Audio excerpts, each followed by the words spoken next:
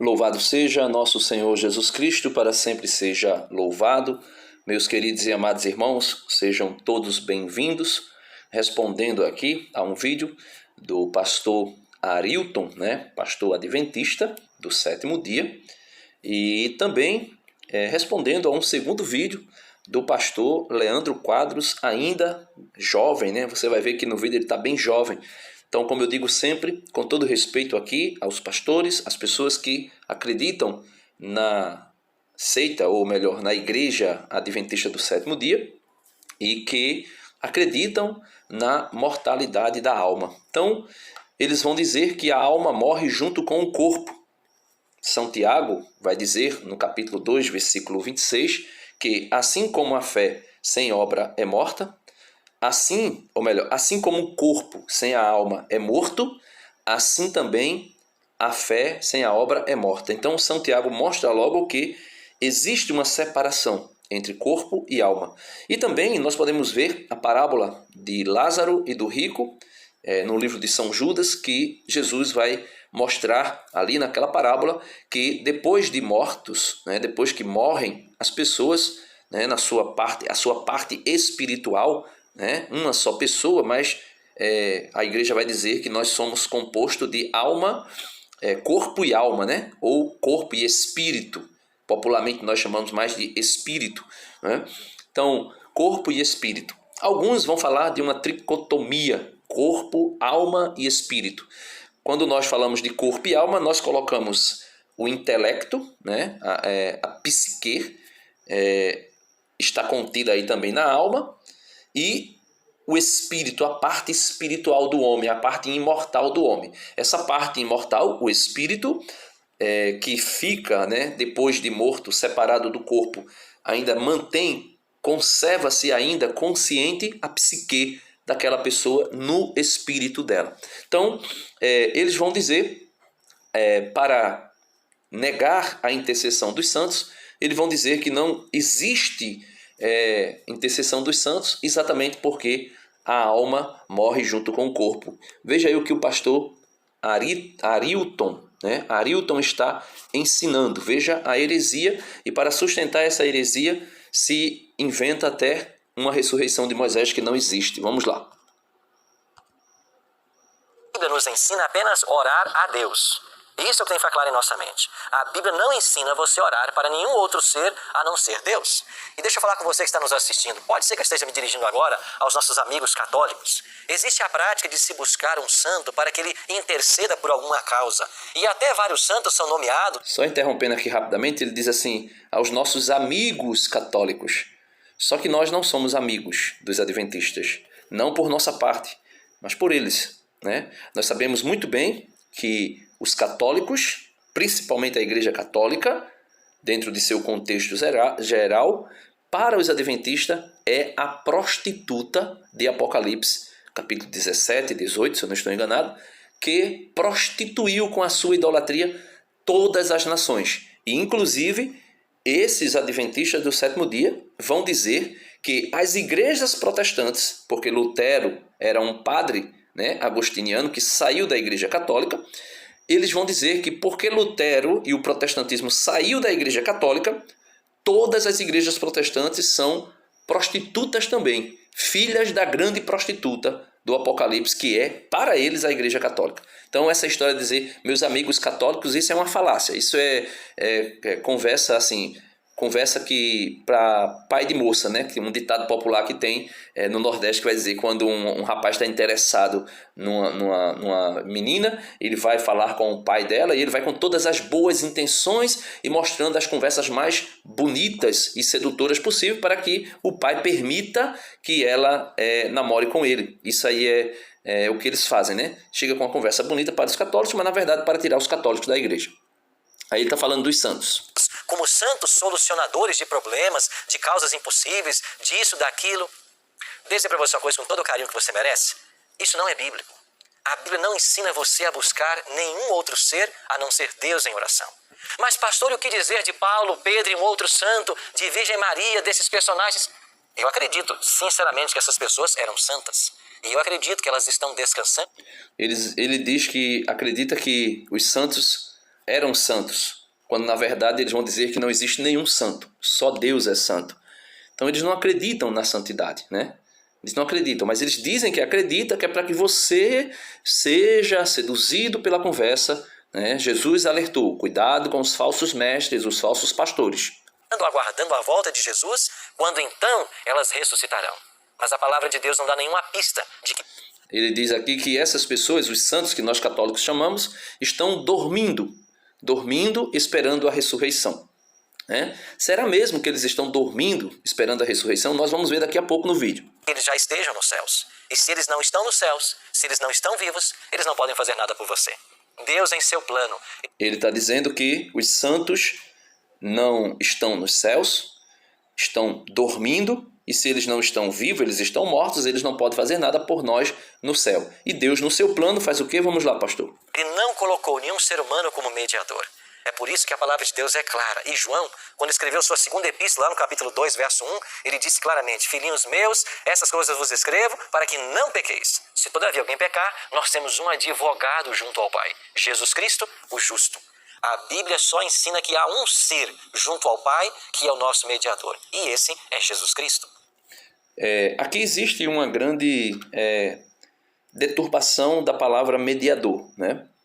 Por exemplo, a palavra mediador, nesse contexto que ele coloca, quando São João diz que temos um advogado junto do Pai, Jesus Cristo justo, e quando São Paulo, escrevendo a Timóteo, vai dizer que há um só mediador entre Deus e os homens, Jesus Cristo homem, está se falando de alguém que mediou, que salvou, que redimiu a humanidade.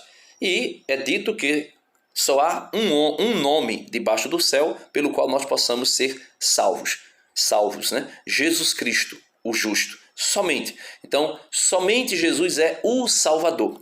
Se essa palavra fosse dizer que Jesus era o único que poderia interceder, a palavra não seria mediador, seria intercessor, ou melhor, seria paráclito.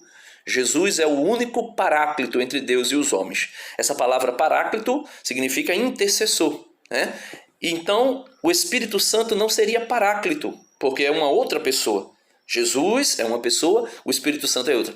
Mas o Espírito Santo é Deus, então poderia ser intercessor. Mas se fosse assim, os anjos não poderiam ser intercessores. O livro do Apocalipse vai dizer que os anjos no céu recolhem num turíbulo, ou seja, era um objeto que os sumos sacerdotes na antiga aliança usavam para colocar brasa e ali oferecer incenso. A Igreja Católica ainda usa essa espécie de instrumento litúrgico ou de objeto litúrgico. Um turíbulo onde se coloca brasas e aí se coloca um incenso para fazer a oferta de incenso a Deus. Então, como São João vê o Apocalipse e vê no céu um santuário celeste e toda uma liturgia que é celebrada lá, e nós vamos ver isso, né? Uma liturgia celestial, uma liturgia onde se oferece um culto a Deus e um sacrifício a Deus, que é o sacrifício do Cordeiro imolado, Jesus Cristo, né? Que se ofereceu no céu uma vez por todas, antes da fundação do mundo, continua sendo oferecido ao Pai constantemente. Por isso São João vai dizer que nós temos um advogado junto de Deus Pai, o justo. Por isso o autor da carta aos Hebreus, no capítulo 10, vai dizer que pelo sacrifício de Cristo, pelo sacrifício do corpo de Cristo, nós somos santificados, nós que estamos aqui na terra. Então, logo, não é único intercessor, é único mediador de salvação. Jesus é o único que salva. Então, existem outros que estão no céu. Ele vai dizer que não existe ninguém no céu porque eles não acreditam na imortalidade da alma, contrariando as Sagradas Escrituras, e eu vou mostrar aqui em algumas passagens. Vamos lá. Então a Bíblia não aprova qualquer tipo de reza, prece a qualquer outro ser humano que já pisou nessa terra, a não ser o próprio Deus. Talvez isso não seja fácil para você compreender, mas eu queria desafiar você a buscar nesse livro. E quando te ensinarem diferente, quando te ensinarem a respeito da mediação de santos, ou de você buscar numa reza uma outra pessoa que não seja Deus, faça uma pergunta infantil. Aonde está na Bíblia essa orientação? Aonde a Bíblia me orienta a buscar esta pessoa como intercessora? E você vai perceber que não existe na Bíblia um aval para tal ação. Então o que nós aprendemos da Bíblia é que nós devemos buscar a Deus em oração através de Jesus Cristo. Então acho que essa é uma explicação, Jean, que precisamos que todos... Percebam, porque de fato é uma dúvida que paira. Pronto, aqui ele vai terminar o vídeo dele. Daqui a pouco a gente entra no vídeo de Leandro Quadros, ensinando outra heresia para defender essa primeira da mortalidade da alma. Veja, o livro do Apocalipse, no capítulo 5, a partir do versículo 6, vai falar que entre o trono e os 4 seres vivos, veja, o cordeiro e o rolo. Então São João vê o céu aberto e no céu ele vê o cordeiro. Primeiro, o pai é perguntado a João quem poderia abrir o selo. Quem seria justo para abrir o selo da história humana, o livro da história humana, né? Quem poderia abrir o livro? Veja, capítulo 5, versículo 1. À direita daquele que estava sentado no trono, vi um rolo escrito pela frente e por trás, e selado com 7 selos. Vi um anjo poderoso que anunciava com voz potente: quem é digno de abrir o rolo, soltando seus selos? Ninguém no céu, nem na terra, nem debaixo da terra, podia abrir o rolo nem examiná-lo. Então aqui já está dizendo que, versículo 3, Apocalipse 5, 3, versículo 3, ninguém no céu. Então veja, no céu, aqui São João está falando de 3 lugares. Veja, ninguém no céu, nem na terra, nem debaixo da terra poderia abrir o rolo, nem examiná-lo. Então aqui, nem no céu, nem na terra, nem nos infernos, nem na mansão dos mortos. Então aqui São João já deixa claro que aqui ele não está falando somente de uma coisa futura, falando lá do céu, como os protestantes vão dizer, principalmente esses que defendem a mortalidade da alma, porque vai dizer que aqui João estava vendo algo que aconteceu depois da ressurreição. Se fosse depois da ressurreição, era dito a João que, ou melhor, João dizia, ninguém no céu, veja, ninguém no céu, nem na terra, nem debaixo da terra, podia abrir o rolo, nem examiná-lo. Aí vai dizer, eu chorava, diz João, copiosamente, porque ninguém era digno de abrir o rolo e examiná-lo. Aí no versículo 5, mas um dos anciãos me disse, não chores, pois venceu o leão da tribo de Judá, rebento de Davi. Ele pode abrir o rolo de 7 selos. Então, é dito, um ancião diz a João que não chorasse porque o leão da tribo de Judá venceu. Aonde foi que Jesus venceu? Na cruz. Jesus venceu na cruz e logo em seguida a sua ressurreição. Então aqui, capítulo 5 de Apocalipse, já está falando de Jesus ressurreto, Jesus ressuscitado. E se está falando de Jesus ressuscitado, e se está dizendo que no céu, na terra e debaixo da terra, ou seja, nos infernos, na mansão dos mortos, não tinha ninguém que era digno de abrir o selo, e João se lamenta por isso, aí vai se dizer que existe aquele que venceu, o leão da tribo de Judá, que venceu, um rebento de Davi. Ele pode abrir o selo. Aí quem é ele? Entre o trono e os 4 seres vivos e os 24 anciões, vi que havia um cordeiro de pé como que santificado, com 7 chifres e 7 olhos, os 7 Espíritos de Deus,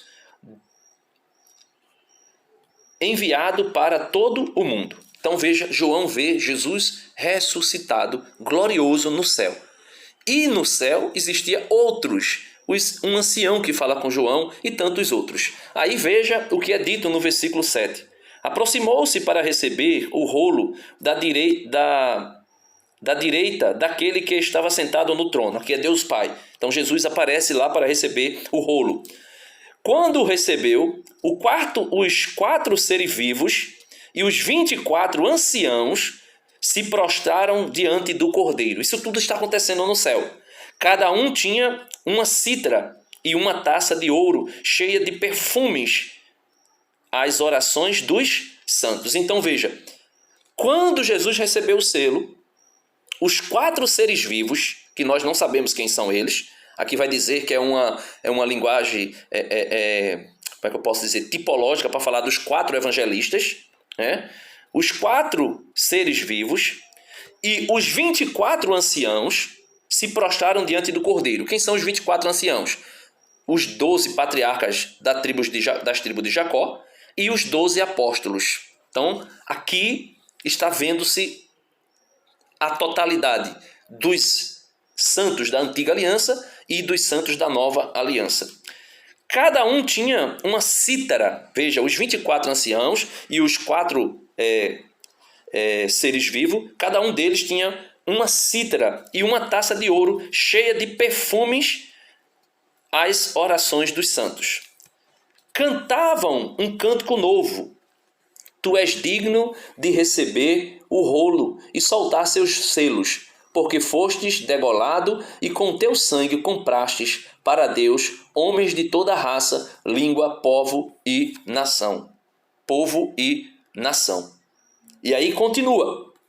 Fizeste deles o reino de nosso Deus e seus sacerdotes, e reinarão na terra. Olha, reinarão na terra. Prestei atenção e ouvi a voz de muitos anjos que estavam ao redor do trono dos seres vivos e dos anciãos. Eram milhares de milhares, miríades de miríades, e diziam com voz potente: o cordeiro degolado é digno de receber o poder, a riqueza, o saber, a força, a honra, a glória, o louvor. Escutei todas as criaturas, veja. Aí alguém vai dizer, não, está falando só do céu. Escutei todas as criaturas, o que há no céu e na terra e sob a terra, aqueles que morreram, certo? E no mar, que diziam, aquele que está sentado no trono e ao Cordeiro, o louvor, a honra, a glória e o poder pelos séculos dos séculos. Os 4 seres vivos respondiam, amém. E os anciãos se prostravam adorando. Então aqui nós podemos ver que existe uma assembleia de santos no céu. E não é somente João que vai dizer isso, né? O livro, a carta aos Hebreus, fazendo uma comparação entre a glória que tinha do Monte Sinai, quando Moisés havia recebido as tábuas da lei, compara essa glória ali transitória, né, de Moisés, que até Paulo vai dizer que quando os israelitas até hoje vão ler Moisés, como os adventistas cobrem o rosto, né, com um véu e não conseguem entender aquilo, aí ele vai dizer que agora tem uma glória maior, né? Se aquela aliança que foi feita por anjos, né, era grande, imagina a nova aliança feita no sangue do Cristo, do Filho. E aí o autor da carta aos Hebreus faz essa comparação. Hebreus capítulo 12, a partir do versículo 19. Né? Vamos ler do 18. Vós não vos aproximastes de um fogo ardente e palpável, da escuridão, treva e tempestade, do toque de trombetas e de uma voz falando, que ao ouvi-la pediam que não continuasse. Não podiam suportar aquela ordem, aquele que tocar no Monte Sinai, ainda que seja um animal, será apedrejado. Aí ele vai dizer, tão terrível era o espetáculo que Moisés comentou, estou tremendo de medo. Aqui está se falando do Monte Sinai. Agora veja o que vai se falar do céu. Vós, ao contrário, vos aproximastes de Sião, monte e cidade do Deus vivo, da Jerusalém celeste, não está falando mais da Jerusalém terrestre, com seus milhares de anjos. Se é a Jerusalém celeste e tem seus milhares de anjos, então logo a gente vê que é o céu. Da congregação, veja, da congregação e assembleia dos primogênitos inscrito no céu, de Deus, juiz de todos, dos espíritos dos justos que chegaram à perfeição. Ou seja, dos espíritos dos justos que chegaram à perfeição. Ou das almas dos justos que chegaram à perfeição. O autor da carta aos Hebreus, capítulo 12, versículo 22, está dizendo que nós nos aproximamos constantemente dos santos, daquela congregação, não uma congregação, um monte Sinai, terreno, mas o Monte Sião, monte e cidade do Deus vivo, a Jerusalém celeste, com seus milhares de anjos, ou seja, anjos no céu, da congregação. Congregação vamos para a igreja congregar, ou seja, congregação, uma assembleia dos primogênitos inscritos no céu, de Deus, juiz de todos, dos espíritos, com letra minúscula, minúsculo, dos espíritos dos justos que chegaram à perfeição.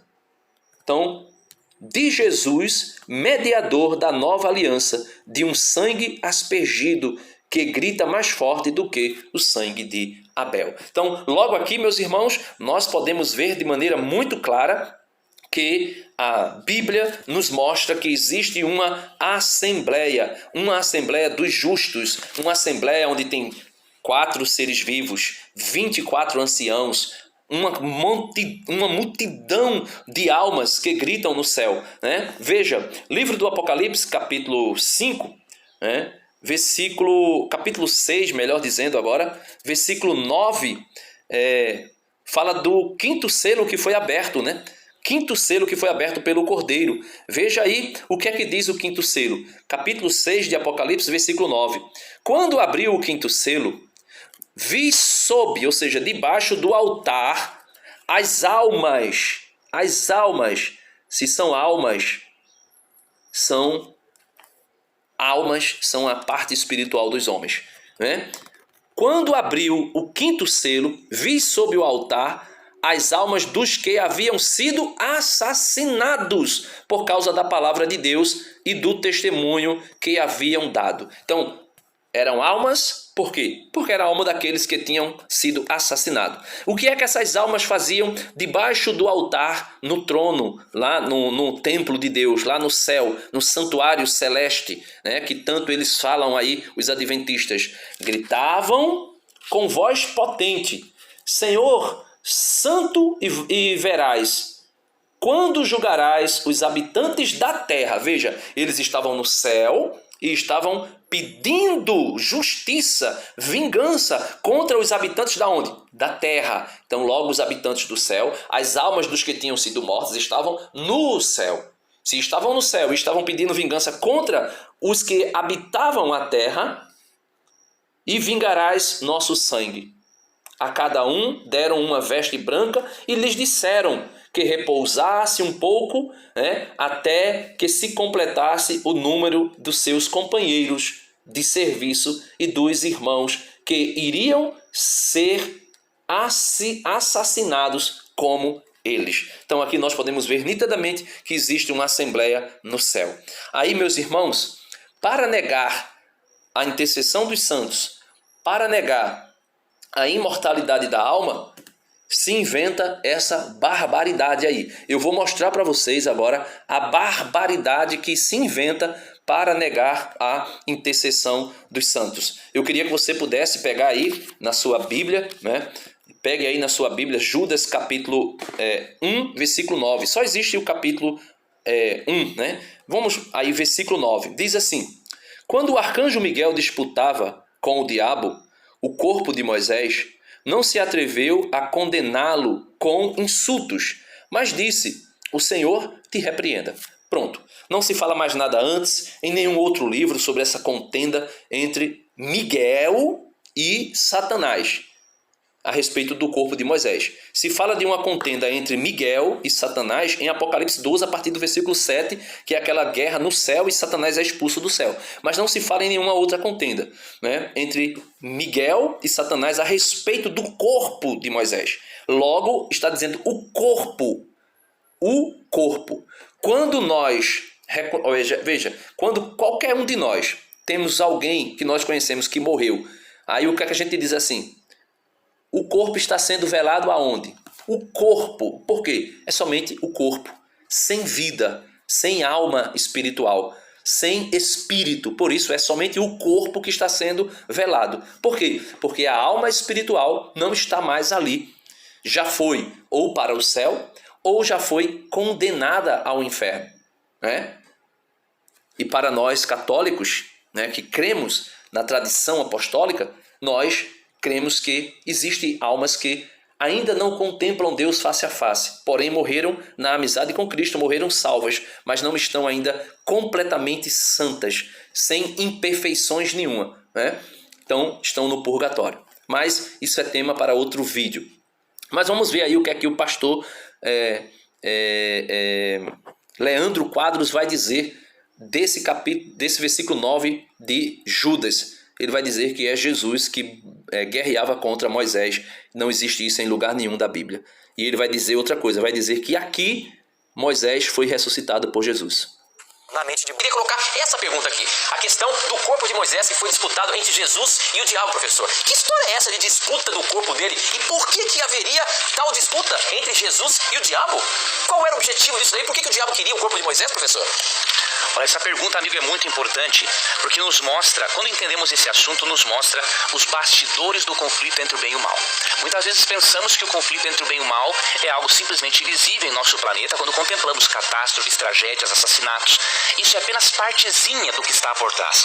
Existe um conflito entre o bem e o mal de forma assim real. Podemos ver aí que é só enrolação, né? Enrolação para inebriar o ouvinte, para depois dizer algo que o texto não diz. Vamos lá.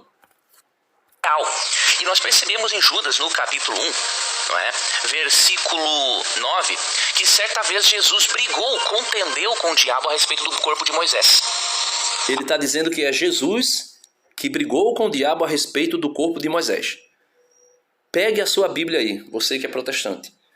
Veja aí, versículo 9 de Judas, diz assim: quando o arcanjo Miguel disputava com o diabo, o corpo de Moisés não se atreveu a condená-lo com um insulto, mas disse: o Senhor te repreenda. Aqui não fala de Jesus, mas para eles inventarem, né, a ressurreição de Moisés, eles vão dizer que aqui é Jesus que está ressuscitando o corpo de Moisés. Veja aí, deixa ele ler para ver se na Bíblia dele diz que é Jesus e diz que Jesus está ressuscitando Moisés. Agora, por quê? É claro que Cristo e o diabo não estavam brigando simplesmente por um corpo morto. Nós lemos aqui em Judas 1,9 o seguinte: mas o arcanjo Miguel... Veja, ele diz que o arcanjo Miguel disputava com o diabo, não é Jesus. Quando contendia com o diabo e disputava a respeito do corpo de Moisés, não ousou pronunciar juízo de maldição contra ele, mas disse: o Senhor te repreenda. Neste embate que Lúcifer teve, ou melhor, Satanás teve com Cristo... Veja, ele está dizendo que Satanás teve um embate com Cristo, mas aí ele leu agora que é Miguel. Se Miguel é Jesus, então Jesus não é Deus. Porque Miguel, fartamente a Bíblia vai mostrar que Miguel é um arcanjo. Se é um arcanjo, é um anjo. Se é um anjo, é uma criatura de Deus. E se Jesus é uma criatura de Deus, ele não é Deus. A Trindade não existe. Jesus não pode ser adorado. E nós vemos a Bíblia o tempo todo Jesus sendo adorado, né? Por exemplo, Isabel, quando recebe a visita de Maria grávida de Jesus, vai dizer: de onde me vem a honra que a mãe do meu Senhor, né? Do meu Adonai, venha me visitar, do meu Senhor, meu Deus. Tomé, diante de Jesus ressurreto, meu Senhor e meu Deus, né? Ele vai proclamar. E assim sucessivamente, e tantos momentos, nós vemos Jesus sendo mostrando a sua divindade nas Escrituras. Então aí ele inventa uma desculpa para falar agora de quê? Da ressurreição de Moisés. Cristo preferiu que o Pai repreendesse a Satanás, porque Cristo não ia se rebaixar naquele mesmo nível de palavreado do inimigo. E aqui percebemos que realmente houve uma disputa do corpo. Por quê? Porque Cristo queria ressuscitar Moisés. E o diabo... Aí a carta de Judas não fala de Jesus querendo ressuscitar Moisés. Fala apenas de Miguel disputando a respeito do corpo de Moisés, porque nós não sabemos, a Bíblia não dá respaldo para isso. Alegou que ele era pecador e não merecia a ressurreição. Ele está dizendo que o diabo alegou que Moisés era pecador e não merecia a ressurreição. Mostre na Bíblia aonde diz, né? Falar o que eles cobram de nós. Apesar que nós não precisamos disso, né? Mostrar na Bíblia, fazer uma pergunta na Bíblia, como o vídeo anterior diz lá, né? Faça uma pergunta infantil. Onde está isso na Bíblia? Nós não precisamos fazer isso, porque nós confiamos na igreja, porque a igreja é quem formou as Escrituras, né? Pegou livros que foram escritos pelos apóstolos e outros hagiógrafos e juntou e disse: isso aqui é palavra de Deus. Pronto, acabou-se, está resolvido. E o Concílio de Trento reafirma isso. Este é o cano da santa palavra de Deus. Então não tem história de Moisés Satanás em canto nenhum alegando que Moisés era pecador e não podia ser ressuscitado. E que Moisés foi ressuscitado definitivamente percebemos em Mateus capítulo 17, do verso 1 ao 4. Ele está dizendo que para saber que Moisés foi ressuscitado, a gente percebe em Mateus 17, quando vai se falar da transfiguração de Jesus, onde aparece Moisés e Elias. Elias foi arrebatado em vida. Moisés, a Bíblia diz que ele morreu, em lugar nenhum diz que ele ressuscitou. Por isso, Moisés aparece ali em espírito. Assim como Samuel apareceu, mesmo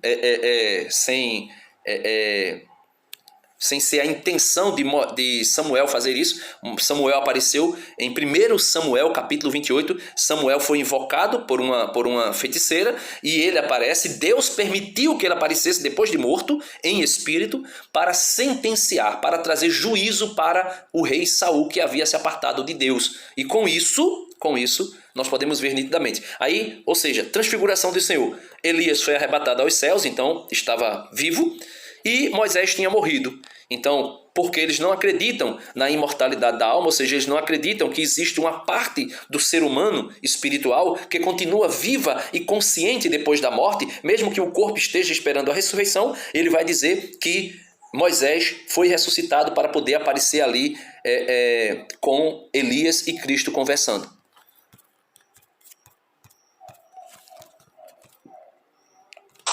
Ali aparecem para Jesus Moisés e Elias, dando uma visão ali, num evento mesmo, para que pudessem confortar a Cristo. Então, se Moisés pôde aparecer lá, conversando com Cristo, no seu corpo glorificado, ele está dizendo que Moisés apareceu com Cristo, conversando com Cristo, no seu corpo glorificado. Então, cai por terra toda a doutrina de que Jesus é o primeiro, é a primazia dos que morreram. É o primeiro a ressuscitar dos mortos para nunca mais morrer. Veja, é heresia em cima de heresia. É deturpação da Bíblia em cima de deturpação da Bíblia para trazer uma sustentação incapaz para sustentar uma heresia. Vai dizer que Moisés apareceu ressuscitado e glorioso. Então Moisés a ressuscitou primeiro do que Jesus. Veja que tragédia. Eu vou até voltar um pouquinho aqui para você ver. Veja, escuta aí. E a gente termina o vídeo e eu não falo mais nada. Ele vai dizer que Moisés apareceu ressuscitado. Então Moisés ressuscitou primeiro do que Cristo. E Cristo não é a primazia dos que morreram. Jesus não é o primeiro a ressuscitar dos mortos para não mais morrer. Foi Moisés. Veja. Moisés pôde aparecer lá, conversando com Cristo, no seu corpo glorificado. Com certeza ele foi sim ressuscitado, de acordo com Judas capítulo 1, versículo 9. Logo, se ele apareceu, Moisés já apareceu, então Moisés ressuscitou primeiro do que Cristo. Mas a Escritura, né? A Bíblia, a Sagrada Escritura, a Sagrada Tradição vai dizer que Jesus foi o primeiro a ressuscitar dos mortos para não mais morrer. E se eles disserem que Moisés morreu, veja, Moisés morreu, ressuscitou e morreu de novo, então logo, meus irmãos, nós podemos ver nitidamente que aí eles estão trazendo heresias em cima de heresias. Uma heresia em cima da outra, né? Uma heresia em cima da outra. Isso não é possível, né? Deus abençoe a todos e que nós possamos verdadeiramente ficar com a palavra da igreja. Amém.